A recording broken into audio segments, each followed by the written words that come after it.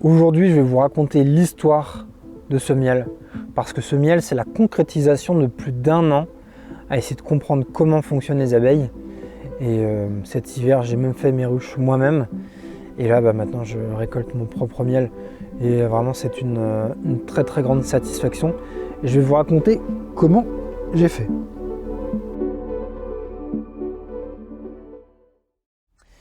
Déjà là, on est au mois de mai. Et le mois de mai, c'est un mois qui est un petit peu compliqué en apiculture. Parce que c'est la transition entre le miel de printemps et le miel d'été. Donc il y a quand même de quoi butiner un petit peu pour les abeilles. Mais il n'y a pas de grosse rentrée de nectar. Sauf si on a une belle floraison d'acacia. Et cette année, il se trouve qu'on n'a pas eu de gelée tardive, ce qui pourrait être très mauvais pour les acacias. Et on n'a pas eu trop de pluie. Ce qui fait que les acacias, normalement, étaient en pleine floraison. Donc je suis parti à la recherche de ces acacias, plutôt robinier faux acacia, voilà, c'est plutôt ça le vrai nom.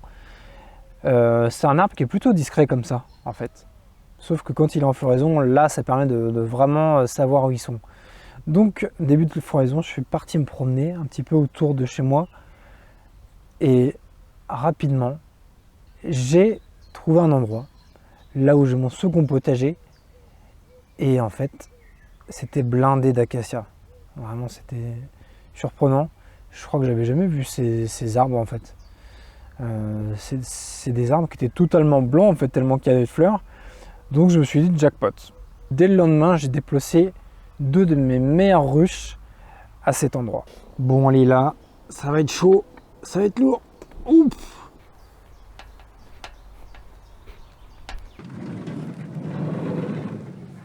Bon, du coup, je suis arrivé sur le spot.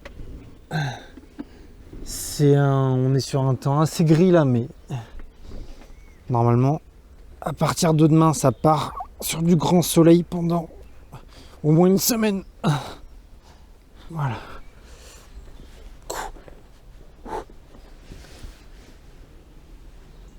Tac. Voilà, du coup, on est dans un jardin privé. C'est en fait mon second potager où je viens mettre tout ce qui est potimarron, tout ça. Donc voilà, c'est royal quoi. Ils vont être tranquilles. Maintenant, je vais ouvrir la trappe. Je vais peut-être remettre mon haut là. Parce que sinon, normalement, elles sont pas agressives, mais on ne sait jamais.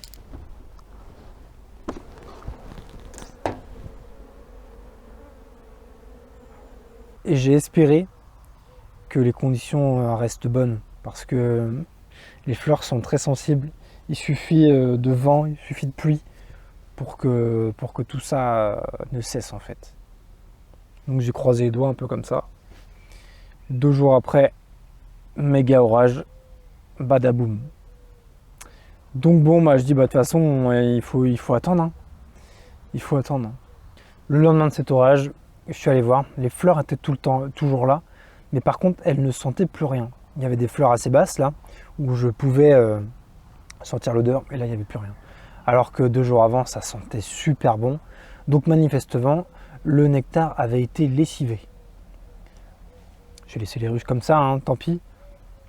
Et après ça, finalement, les conditions étaient bonnes. J'ai laissé les ruches là-bas une vingtaine de jours. Et hier, je suis allé voir si les abeilles avaient bien travaillé, si elles avaient rentré du nectar. Bon allez, c'est parti. Suspense, on va voir ce qui se cache là-dessous. Il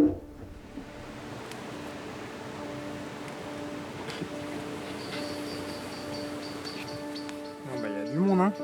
Là, du coup, ce que je constate, c'est qu'il y a pas mal d'abeilles dans les hausses, ce qui est plutôt bon signe pour la suite. Maintenant, je vais venir sortir mes cadres un par un. Je commence par ceux du milieu, qui en général sont les plus garnis. Le cadre est lourd et on voit que les abeilles ont bien travaillé. On aperçoit le miel briller dans les alvéoles. Pour enlever les abeilles des cadres, je me sers d'une petite balayette qui est fait pour ça.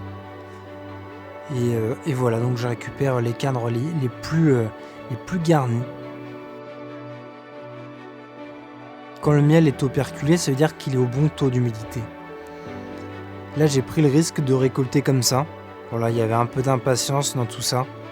Et finalement, après un petit passage au réfractomètre, l'appareil qui permet de mesurer l'humidité, c'est bon. J'étais à 17% d'humidité, donc pas de problème.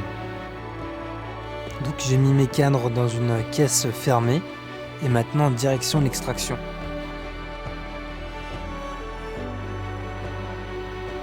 Pour extraire, je me sers d'un extracteur. Enfin, ça c'est un peu le matériel obligatoire.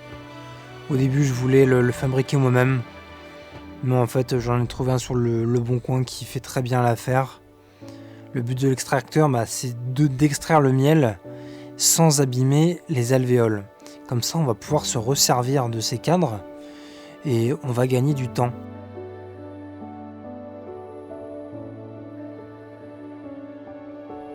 Et voilà, au bout de seulement quelques minutes, le miel est extrait. Et là, on aperçoit le miel qui a été projeté contre les parois et qui est en train de glisser au fond. Et maintenant, c'est le grand moment. Je vais ouvrir le robinet. Et là, j'ai vraiment l'impression de voir l'or du potager. Ça fait vraiment plaisir.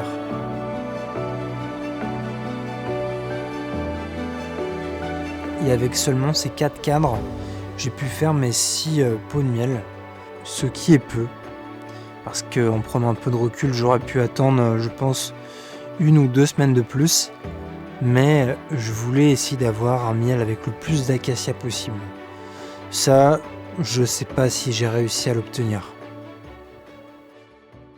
Alors maintenant, c'est le moment de vérité. Je vais goûter ce bon miel. Et je vous ai aussi amené un miel, le miel de printemps que j'ai réalisé. Vous allez voir que la texture est totalement différente. C'est ça qui est cool, c'est que chaque miel est différent en fait. On peut se faire une petite collection comme ça. Alors, je vais faire le comédien parce que j'ai déjà, j'en ai déjà mangé un pot presque.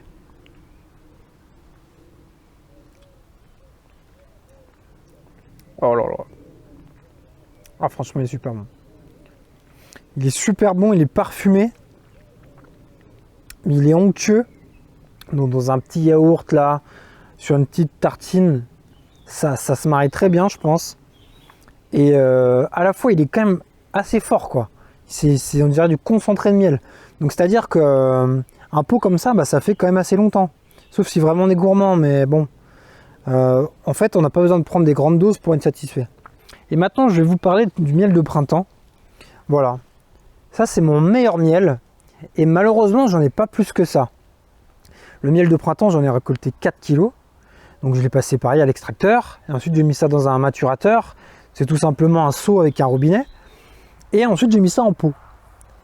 Et l'aroma, il est en train de s'en mêler complètement les pinceaux. Je vais essayer de rectifier le tir.